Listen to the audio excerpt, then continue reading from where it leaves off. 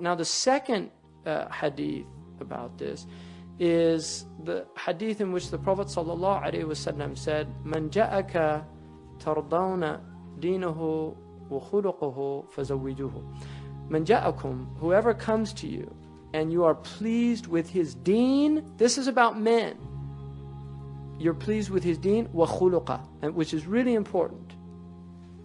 Deen and character. And I love that addition, because see, somebody can have a religious name, but they don't have khuluq.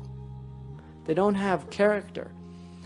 And the thing is that the Prophet ﷺ said, "Innama bu'ithu li'utammima makarim al-akhlaq." I was only sent to complete noble character. So khuluq is really an important part of living with somebody, especially from the man's point of view. I mean, I find it interesting that in this hadith, it's not mentioned lidiniha wa li khuluqiha. It's just lidiniha. But in the other hadith, man tardawna dinahu wa khuluqahu, his deen and his khuluq, because it's more important that the man have khuluq than the woman. Do you see? That is more important. And the reason for that is because the woman is in a weaker position by the nature of the majority of marriages. In other words, you don't want to marry your daughter to somebody who is not going to treat her well. So you have to look not just to his religion, but to his character, because somebody can be religious, but they're easily angered. And that's why Muawiyah was very religious. But when the Prophet ﷺ, somebody asked him about marrying Muawiyah, he said, don't marry him. Why? Because he was su'luk.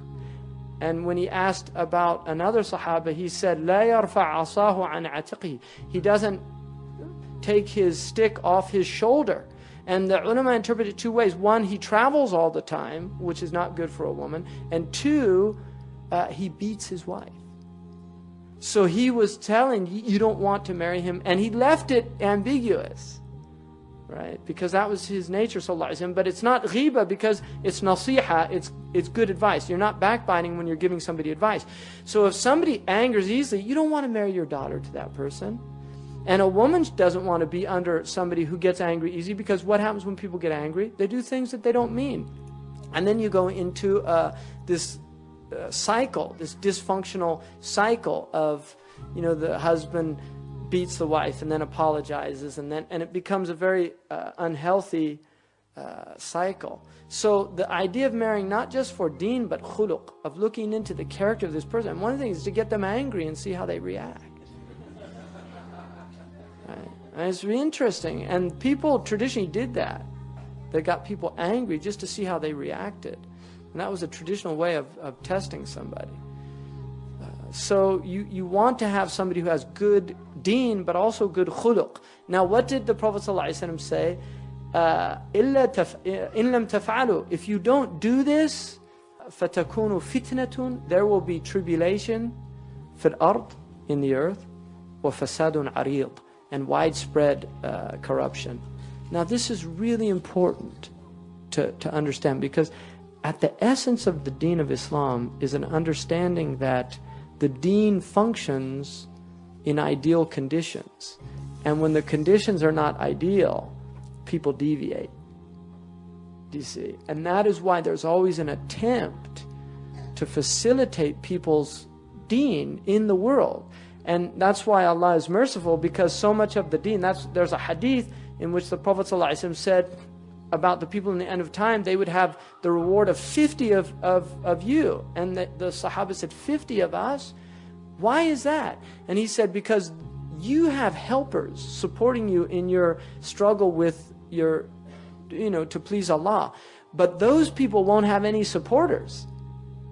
In other words, it'll be so difficult in those days that their reward will be greater, because the society's not facilitating that. So this is really important to note, that if you don't help people get married, that's how corruption emerges, right?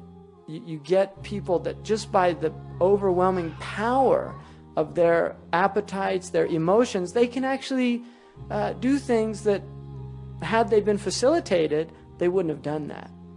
So that's really important to remember, especially now, because it's really difficult. We have big problems in that area. It's good to help people get married.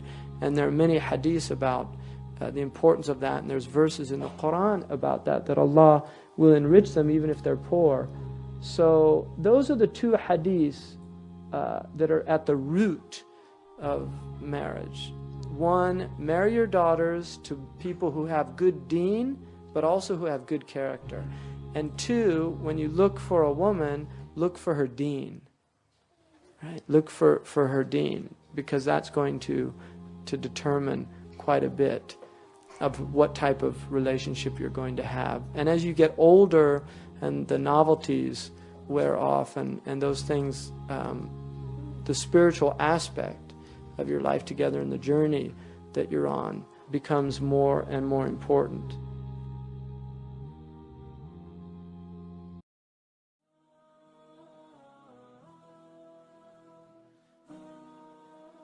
And the Prophet used to do dishes. He sewed his own clothes. He sewed his sandals, sallallahu alaihi wasallam.